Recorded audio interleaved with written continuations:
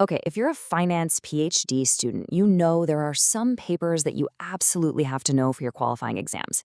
Bernstein's 2015 paper on IPOs and innovation, yeah, this is one of them. So think of this as your personal study guide. We're going to break this whole thing down so you can walk into that exam room feeling like you own the place. So here's our game plan. First, we'll dive into the big puzzle that's had economists scratching their heads for years. Then, and this is the part that'll really score you points, we'll get into the genius of the research design. After that, we'll look at the two huge findings about internal and external innovation, and then we'll wrap it all up with the one-sentence takeaway you absolutely have to nail. All right, first up, let's set the stage and tackle the big question at the heart of this paper, the IPO innovation puzzle. This is it. This is the question that keeps founders and VCs up at night. When you take a company public, are you strapping a rocket to it, or are you putting it in a cage? For decades, honestly, the answer has been a big ol' shrug. So let's see how Bernstein finally cuts through all that noise. You've really got two completely different stories here, right? On one hand, an IPO is like hitting the jackpot. You're suddenly flooded with cash, and you can fund all those crazy, ambitious R&D projects you've been dreaming about. But on the other hand, you're now living under a microscope. Every 90 days, you've got to report to Wall Street. And that constant pressure can really push firms to play it safe and avoid the risky, groundbreaking stuff. And this is where Bernstein's big idea comes in. He argues that maybe we're asking the wrong question. Maybe it's not about more or less innovation. Maybe going public causes a fundamental change in a company's strategy. It's a pretty bold claim, so how in the world does he prove it? Well, that leads us to the really brilliant part of this paper. Okay, in any top-tier paper, what you find is only half the battle. How you find it is what separates the good from the great. So let's dig into the incredibly clever research design that makes this paper's conclusions so powerful. So here's the classic problem, right? You can't just take a public giant like Apple and compare its innovation to some random private startup. I mean, of course they're different. But is Apple more innovative because it's public, or did it go public because it was already a super innovative powerhouse? That's selection bias, and it makes finding a clean answer almost impossible. So how do you solve this?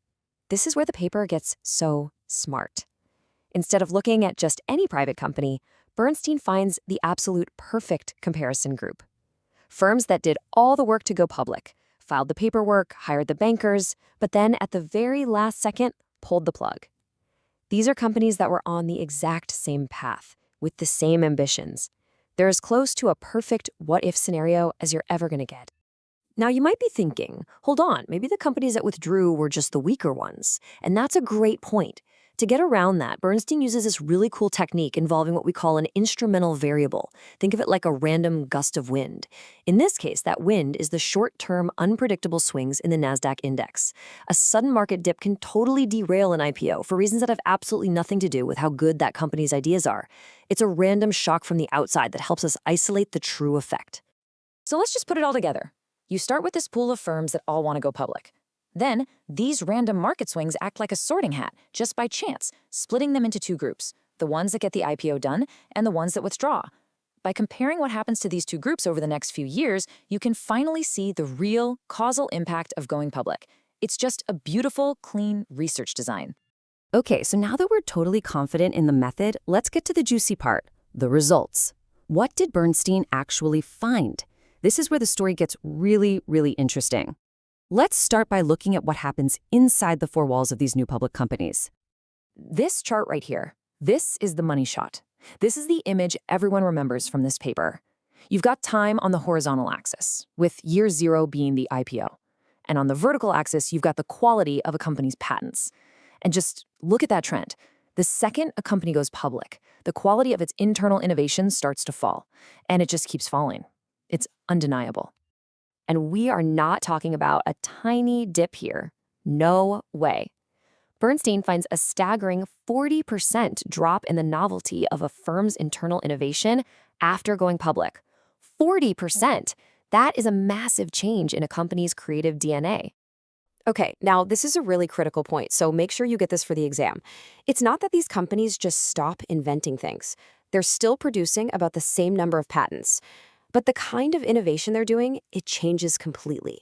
They're not taking big swings anymore. They're not aiming for home runs. Instead, they're playing it safe, focusing on small, incremental improvements.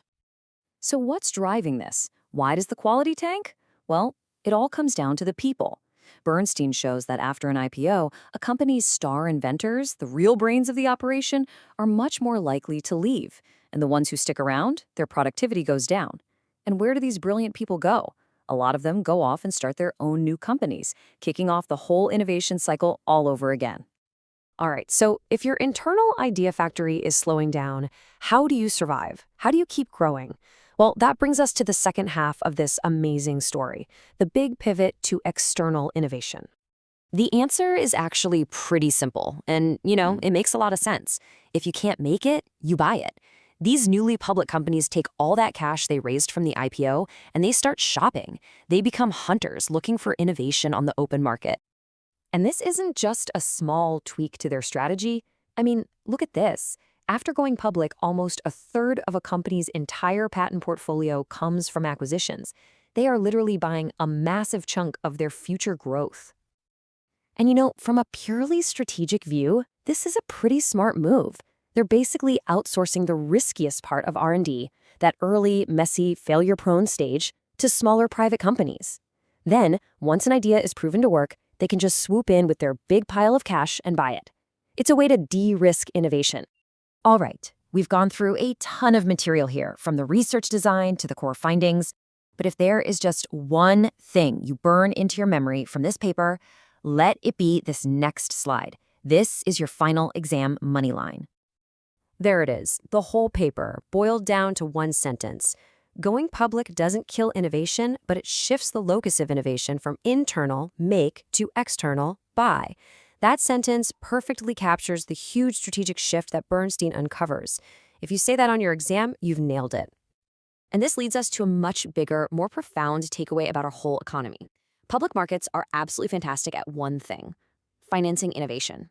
They are the engine that provides the capital. But what they're not so great at, it turns out, is actually nurturing that messy, unpredictable, and creative process inside a single company. And that leaves us with a really fascinating question to think about, doesn't it? If the very markets that fund our biggest technological leaps also fundamentally change how those leaps happen, what does that mean for the future? Where is the next truly world-changing idea going to come from? It's a huge question, and it's one this paper forces us all to think about long after the exam is over.